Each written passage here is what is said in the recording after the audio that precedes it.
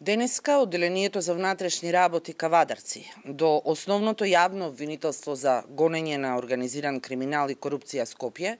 поднесе кривична пријава за организирана криминална група и тоа против ДЈ од Струмица, АУ од Скопје, МЗ од Куманово, МС од Битола, КС од Прилеп и ГК од Скопје, сите на возраст од 25 до 46 години, поради постоење основи на сомневање дека го сториле кривичното дело неовластено производство и пуштање во промет на наркотични дроги, психотропни супстанции и прекурсори, предвидено и казниво по член 215 од Кривичниот законник.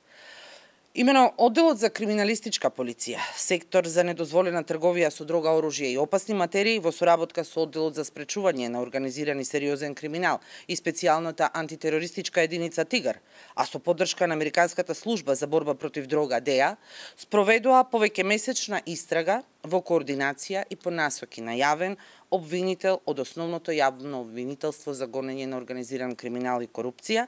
а во текот на вчерашниот ден беше реализирана заеднички координирана акција. При тоа, на патниот правец Прилеп-Росоман, во близина на селото Раец, биле запрени патничко возило Ауди А8 со скопски регистарски ознаки, во кое биле пријавените КС и МЗ. Веднаш потоа е запрено патничко возило Дачија Дастер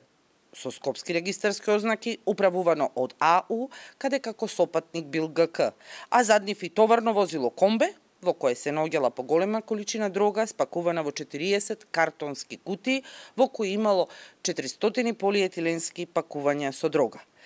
Лицата се лишени од слобода и од извршеното вештачење на пронедената дрога е утврдено дека станува збор за марихуана во вкупна количина од околу 200 килограми.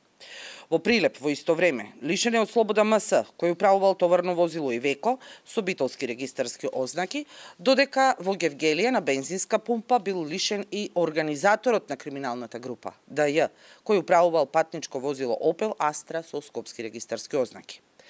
При тоа, при извршен претрес кај АУ во стан во Скопје, пронајдено е поголемо количество оружје, муниција, делови за оружје, гранати и барут, за што ќе му биде поднесена и дополнителна кривична пријава за кривично дело по член 396 од Кривичниот законник. А при претрес извршен во стан во Битола, кај него се пронајдени 13.600 евра и 50.000 денари, колекција луксузни часовници, како и документација за фабрики за производство на марихуана во медицински цели. При претрес кај МЗ во Куманово пронајдени се 2 пиштола и куршуми, а поголема количина на парични средства се пронајдени и при претрес кај КС во Прилеп, инаку полициски службеник. При претресот кај ДЈ од Струмица пронајдени и одземени се мобилни телефони и сим картички, парични средства, а при негов личен претрес е пронајдена марихуана. Претрес бил извршен и кај МС во Битола, при што биле пронајдени парични средства и обоени банкноти од евра кои потекнуваат од кражба од банкомат.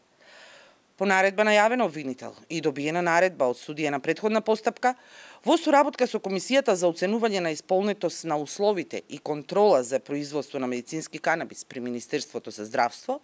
во текот на ноќта е извршена контрола и во 2 фабрики за производство на медицински канабис, и тоа во Прилеп и во Битола, со кои соработувал АУ.